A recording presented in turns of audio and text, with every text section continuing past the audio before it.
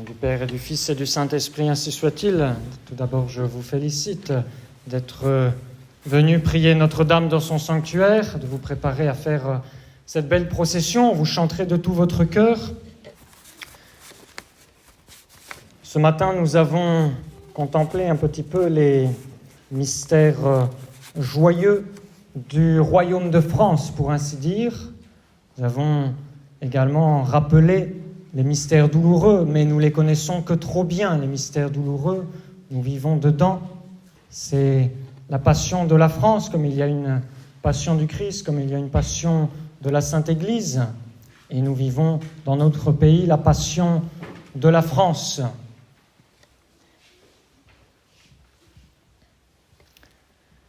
Et nous devons pour autant ne pas nous désespérer. Dans les mystères douloureux, il nous faut regarder vers le haut, il nous faut regarder d'abord bien sûr les souffrances de notre Seigneur et les souffrances de l'Église, et nous dire que notre pays ne fait que suivre la voie royale de la Sainte Croix, mais pour elle, c'est un juste châtiment de ses péchés, nous le savons. Les papes, avec Saint Pidis en premier, nous ne l'ont que trop bien rappelé. Nous souffrons, la France souffre à cause de ses péchés, comme une punition, parce qu'elle est infidèle à sa vocation, parce qu'elle n'a pas su répondre aux demandes du Sacré-Cœur de Jésus. Et puis ensuite les demandes du cœur immaculé de Marie. Pour autant, vous le savez, le royaume de France, déjà donné à la Sainte Vierge par le roi Louis XIII, tel que cela est représenté sur le vitrail que nous avons derrière nous.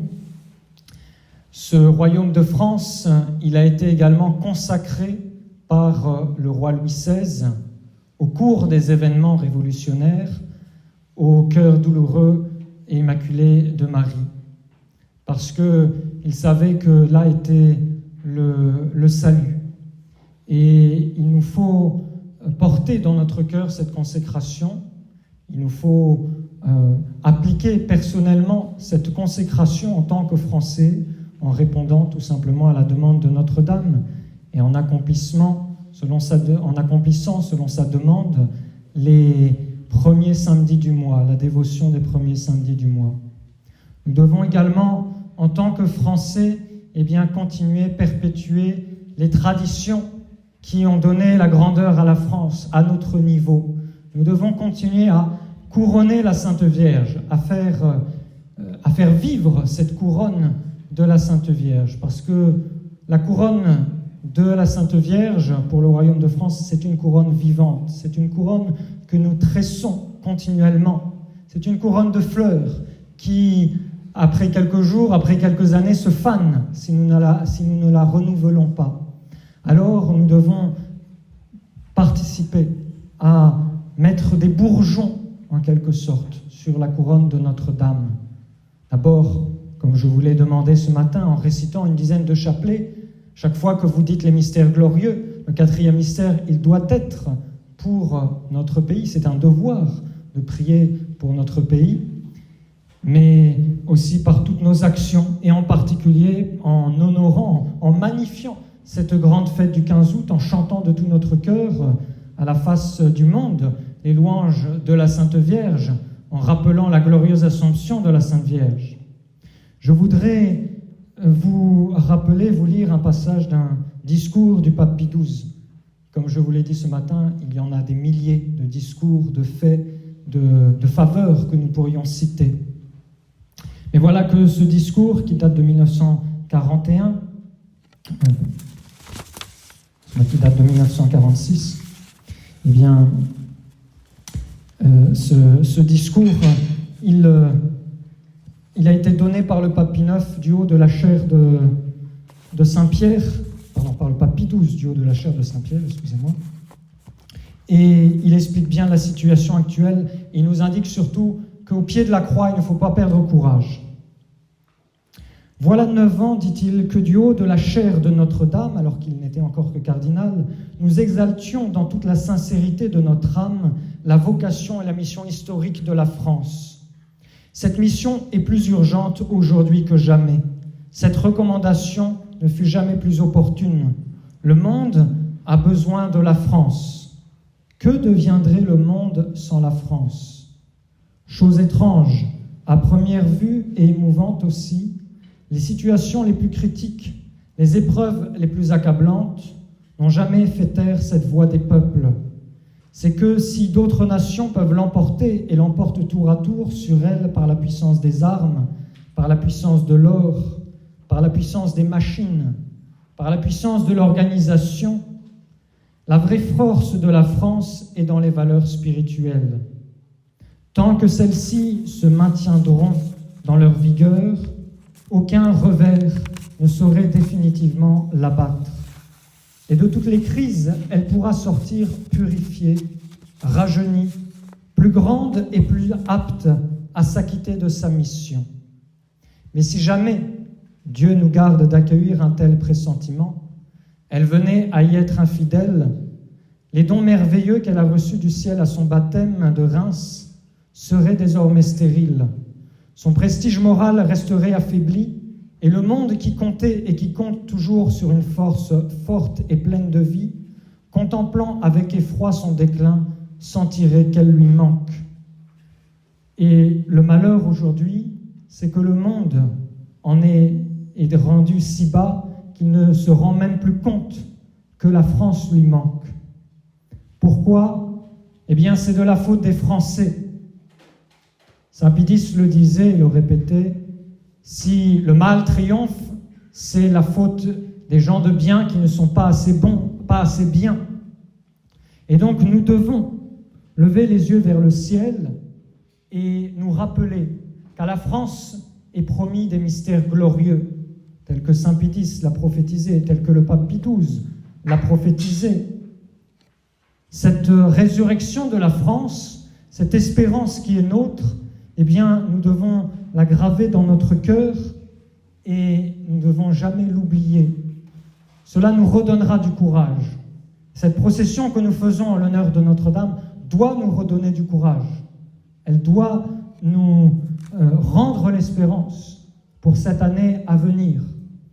Nous avons subi des épreuves au cours de cette année, et je pense en particulier à notre école que nous n'aurons malheureusement pas la grâce, la chance, la grâce surtout de pouvoir ouvrir, puisque l'Académie et la justice française nous l'ont refusé.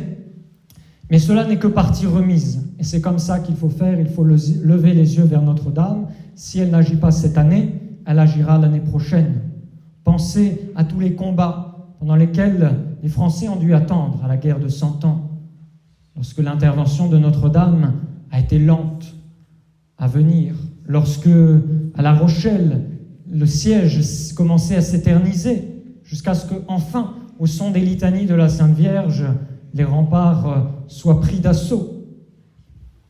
Eh bien, nous devons être les héritiers de cette espérance surnaturelle et chanter de tout notre cœur les louanges de Notre-Dame avec cette confiance. Et j'en veux pour preuve un petit signe que le bon Dieu nous donne. Vous savez que l'Assomption a été définie par le pape Pie XII en 1950.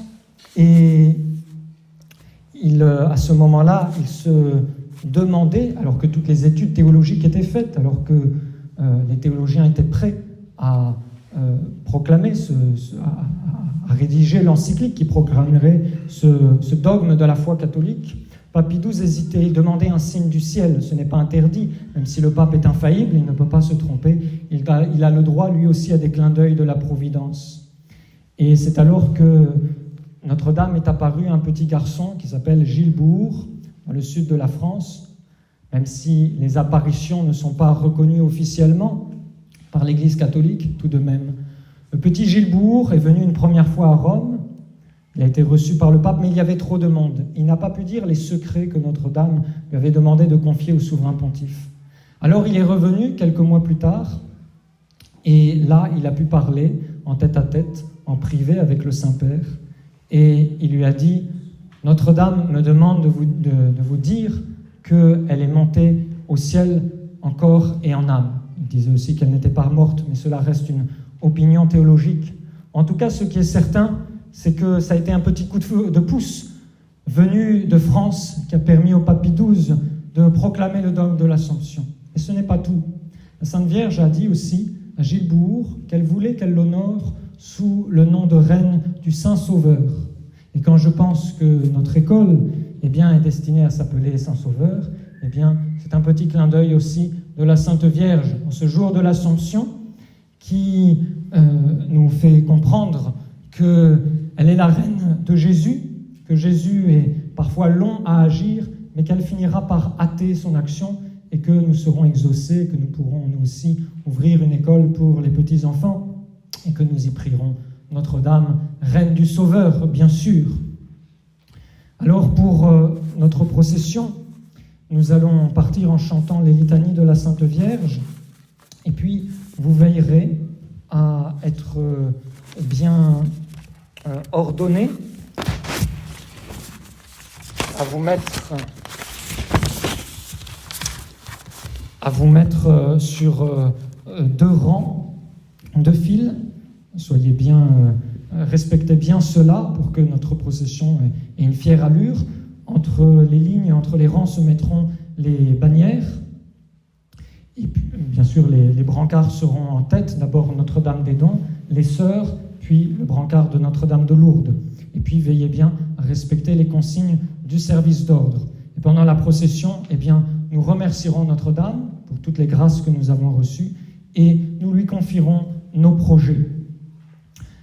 Je vais maintenant vous relire la déclaration du roi Louis XIII qui prend la Sainte Vierge pour protectrice de ses États. Et pendant le salut du Saint-Sacrement, nous réciterons la prière du vœu de Louis XIII, une paraphrase en quelque sorte du vœu, une petite prière qui nous permettra de renouveler cette consécration du royaume. En attendant, je vous lis la déclaration du roi. Louis, par la grâce de Dieu, roi de France et de Navarre. À tous ceux qui se présentent l'être verront salut. Dieu qui élève les rois au trône de leur grandeur, non content de nous avoir donné l'esprit qu'il départ à tous les princes de la terre pour la conduite de leur peuple, a voulu prendre un soin si spécial de notre personne et de notre état, que nous ne pouvons considérer le bonheur au cours de notre règne sans y voir autant d'effets merveilleux de sa bonté que d'accidents qui nous pouvaient perdre. Lorsque nous sommes entrés au gouvernement de cette couronne, la faiblesse de notre âge donna sujet à quelques mauvais esprits d'en troubler la tranquillité. Mais cette main divine soutint avec tant de force la justice de notre cause que l'on vit en même temps la naissance et la fin de ces pernicieux desseins. En divers autres temps, l'artifice des hommes et la malice du diable, ayant suscité et fomenté des divisions non moins dangereuses pour notre couronne que préjudiciables au repos de notre maison, il lui a plu de détourner le mal avec autant de douceur que de justice. La rébellion de l'hérésie ayant aussi formé un parti dans l'État qui n'avait pour but que de partager notre autorité, il s'est servi de nous pour en abattre l'orgueil et a permis que nous ayons relevé ces autels en tous les lieux où la violence de cet injuste parti en avait ôté les marques.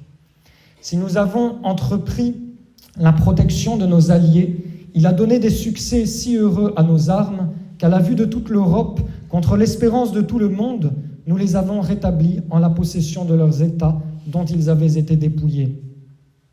Si les plus grandes forces des ennemis de cette couronne se sont ralliées pour conspirer sa ruine, il a confondu les ambitieux desseins pour faire voir à toutes les nations que comme sa providence a fondé cet État, sa bonté le conserve et sa puissance le défend. Tant de grâces si évidentes font que, pour n'en différer pas la reconnaissance, sans attendre la paix qui nous viendra sans doute par la même main dont nous les avons reçues et que nous désirons avec ardeur pour en faire sentir les fruits aux peuples qui nous sont commis, nous avons cru être obligés, nous prosternant aux pieds de Sa Majesté divine, que nous adorons en 3 personnes, à ceux de la Sainte Vierge et de la Sacrée Croix, où nous révérons l'accomplissement des mystères de notre rédemption par la vie et la mort du Fils de Dieu en notre chair, nous consacrer à la grandeur de Dieu par son Fils rabaissé jusqu'à nous et à ce Fils par sa mère élevée jusqu'à lui, en la protection de laquelle nous mettons tout particulièrement notre personne, notre état, notre couronne et tous nos sujets, pour obtenir par ce moyen celle de la Sainte Trinité par son intercession et de toute la cour céleste par son autorité et exemple, nos mains n'étant pas assez pures pour présenter nos offrandes à la pureté même, nous croyons que celles qui ont été dignes de la porter les rendront hostie agréables. Et ces choses bien raisonnables, qu'ayant été médiatrices de ces bienfaits, elles le soient de nos actions de grâce.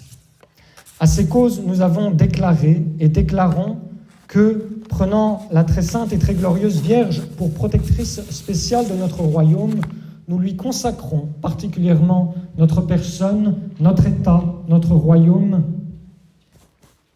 notre couronne et nos sujets, la suppliant de vouloir inspirer une si sainte conduite et défendre avec tant de soin ce royaume contre l'effort de tous ses ennemis, que, soit qu'il souffre le fléau de la guerre ou jouisse de la douceur de la paix, que nous demandons à Dieu de tout notre cœur, il ne sorte point des voies de la grâce qui conduisent à celle de la gloire. Et, afin que la postérité ne puisse manquer à suivre nos volontés en ce sujet, pour monument et marque immortelle de la consécration présente que nous faisons, nous ferons construire de nouveau le grand autel de l'église cathédrale de Paris avec une image de la Vierge qui tienne entre ses bras son précieux Fils descendu de la croix. Nous serons représentés aux pieds et du Fils et de la Mère comme leur offrant notre couronne et notre sceptre. Nous admonestons le sieur archevêque de Paris et néanmoins lui enjoignons que tous les ans, le jour et fête de l'Assomption, il fasse faire commémoration de notre présente déclaration à la grand-messe qui se dira en son église cathédrale et qu'après les vêpres du 10 jours, il soit fait une procession en la dite église à laquelle assisteront toutes les compagnies souveraines et le corps de ville avec pareille cérémonie que celle qui s'observe aux processions générales plus solennelles. Ce que nous voulons aussi être fait en toutes les églises, tant paroissiales que celles des monastères de la dite ville et faubourg, et en toutes les villes, bourgs et villages du dit diocèse de Paris. Nous exhortons pareillement tous les archevêques et évêques de notre royaume, et néanmoins leur enjoignons de faire célébrer la même solennité en leur église épiscopale et autres églises de leur diocèse, entendant qu'à la dite cérémonie, les cours des parlements et autres compagnies souveraines, les principaux officiers des villes y soient présents.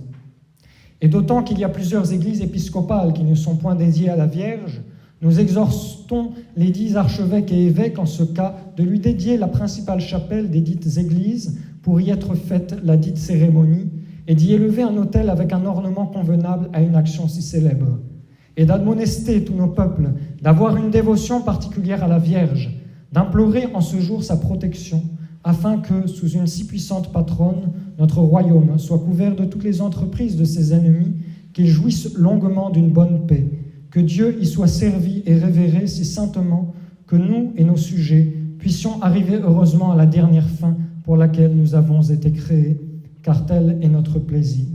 Donné à Saint-Germain-en-Laye, le 10e jour de février, l'an de grâce 1138 de notre règne le 28. Signé Louis XIII, roi de France, bien sûr. Eh bien, nous allons, fidèles à sa demande, chanter les litanies de la Sainte Vierge et partir en procession. Au nom du Père et du Fils et du Saint-Esprit, ainsi soit-il.